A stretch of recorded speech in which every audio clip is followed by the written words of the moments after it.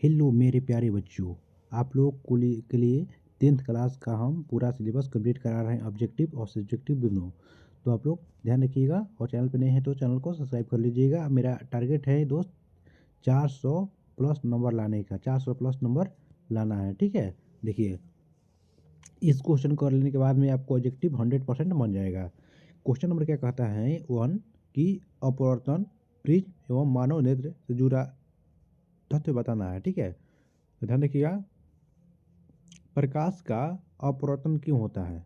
प्रकाश का अपवर्तन बोलेगा तो ऑप्शन नंबर बी हो जाएगा आंसर, यानी माध्यम बदलने से प्रकाश की चाल बदलने के कारण से अपवर्तन हो जाता है। ठीक है ना, अब समझाते हैं कैसे। मान लीजिए कि यहाँ पे पानी है, नीचे क्या है, पानी है। ठीक है, ऊपर हवा है, ऊपर क्या है बाबू, हवा है।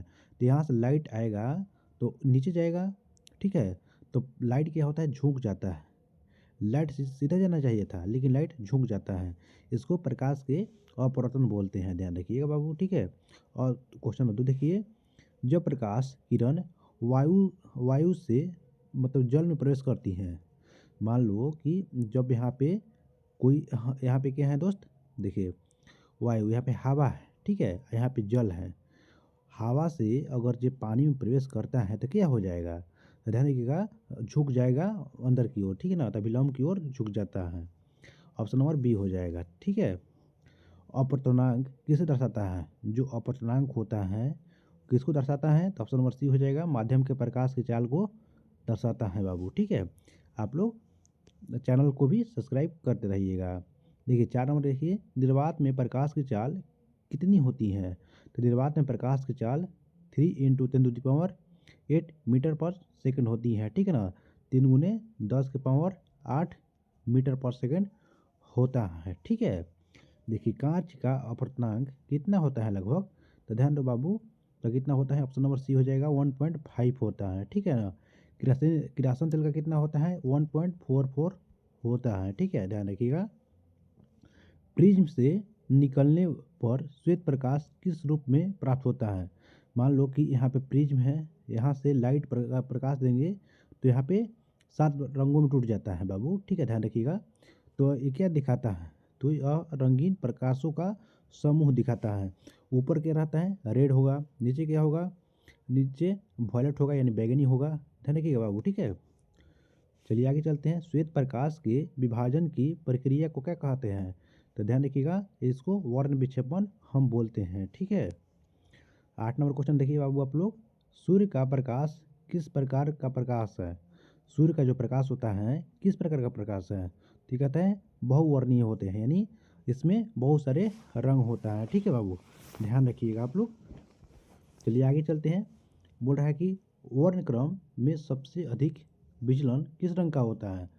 देखो बाबू क्या होता है कि यहाँ पे कोई, यहाँ पे प्रिज्म है, यहाँ पे लाइट जाता है तो यहाँ पे झुक जाता है। ठीक है, 7 भागों में टूट जाता है। तो सबसे पहले क्या होता है, रेड होता है, अंत में क्या होता है, वॉयलेट यानी बैगनी होता है। सबसे ज़्यादा झुकने की बात बोल रहा है ना, तो बैगनी झुकेगा। ठीक है बाबू, तो देखिएगा बैगनी ऑप्शन नंबर डी हो जाएगा। सबसे कम कौन झुका है, तो रेड झुका है। ठीक है, चलिए आगे चलते हैं। वर्ण क्रम में सबसे कम विचलन किस रंग का होता है, अभी बताए हैं। सबसे कम विचलन किसका हो जाएगा बाबू, तो आप लोग बताइएगा, रेड का हो जाएगा। ठीक है, चलिए आगे चलते हैं। इंद्रधनुष बनने का मुख्य कारण क्या है, बताइए बाबू। इंद्रधनुष जो बनता है उसका बनने का मुख्य कारण क्या होता है, तो प्रकाश का प्रवर्तन होगा, प्रकाश का अपवर्तन होगा, प्रकाश का वर्ण विक्षेपण होगा, और प्रकाश का TIR भी होता है बाबू, ध्यान रखिएगा। ठीक है ना, पूर्ण आंतरिक प्रवर्तन भी होता है, तभी होता है। ऑप्शन नंबर डी हो जाएगा। ठीक है, सभी हो जाता है। देखो बाबू आगे चलते हैं। इंद्रधनुष में कुल कितने रंग होते हैं, तो इंद्रधनुष में कुल 7 रंग होते हैं। ऑप्शन नंबर सी हो जाएगा। निकट दृष्टि दोष से पीड़ित व्यक्ति, बताइए, जब निकट दृष्टि दोष, जब आपको निकट की वस्तु दिखाई दे और दूर की वस्तु नहीं दिखाई दे, उसे निकट दृष्टि दोष कहते हैं। ठीक है ना, इसमें क्या होता है, दूर की वस्तु नहीं दिखाई देता है।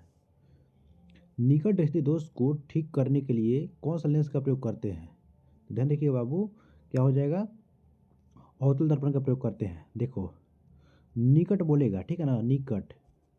ठीक है, तो क्या हो जाएगा, उत्तल हो जाएगा। उत्तल अवतल हो जाएगा। 3 अक्षर है ना, तो 4 अक्षर का उत्तल अवतल हो जाता है।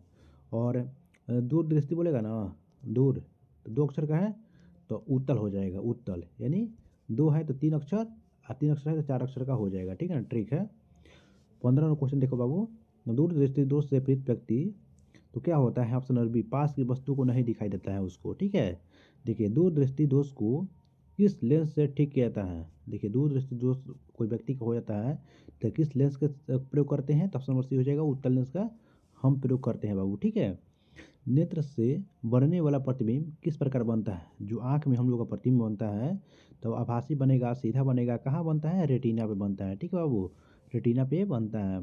18 नंबर क्वेश्चन देखिए, मानव नेत्र का कौन सा भाग प्रकाश की मात्रा को नियंत्रित करता है, बताइए। तो इसको हम क्या बोलते हैं, आइरिस बोलते हैं बाबू, ठीक है ना, पुतली बोलते हैं। जो ब्लैक कलर का रहता है ना आँख में, वही आँख को नियंत्रित करता है, मैंने ज़्यादा प्रकाश को आने और कम को आने मैंने बेसी आने देता है, ठीक है ना बाबू, ध्यान रखिएगा। देखो रंगों की पहचान में कौन सी कोशिकाएं सहायक होती हैं, मान लो कि हम लोग देख रहे हैं कि लाल है, पीला है, हरा है, तो ये कौन पता लगाता है, तो ध्यान रखिएगा, ऑप्शन नंबर सी हो जाएगा, शंकु कोशिकाएं हो जाती हैं, ठीक है।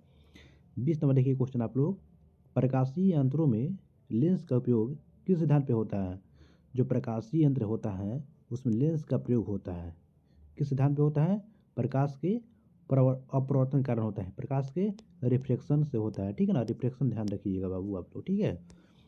चलो आगे चलते हैं आप लोग, बताइए, ठीक है बाबू। तो इस समय इतना ही है बाबू, ठीक है ना। तो चलिए आप लोग चैनल पे नए हैं तो चैनल को सब्सक्राइब जरूर कीजिए बाबू, ठीक है ना, क्योंकि हम पूरा 10th क्लास का objective, subjective, math, science, social science पूरा फ्री में पढ़ाएंगे। आप लोग अगर इस वीडियो को पीडीएफ चाहते हैं तो मेरे टेलीग्राम चैनल लिंक दे देंगे ऑल एग्ज़ाम बूस्ट पे, ठीक है ना, तो उस पर आप लोग ज्वाइन कर लीजिएगा और पीडीएफ प्राप्त कर लीजिएगा।